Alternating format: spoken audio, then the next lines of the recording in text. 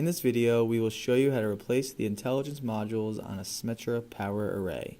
Start by commanding the UPS into bypass from the front display, then put the UPS into maintenance bypass. Now, remove the front display and take off the front cover. Use a screwdriver to loosen the plate holding the module in place. Then, loosen the two thumb screws. You can now slide the module out.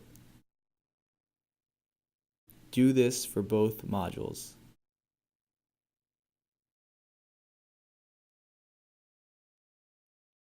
Take your two new modules and slide them in. Tighten the two thumb screws and then tighten the plate. Do this for both modules.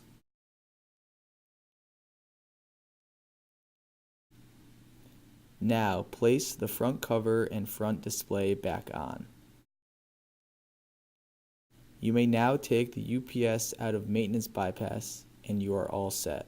Please contact APC Technical Support for further troubleshooting, and thank you for choosing APC by Schneider Electric.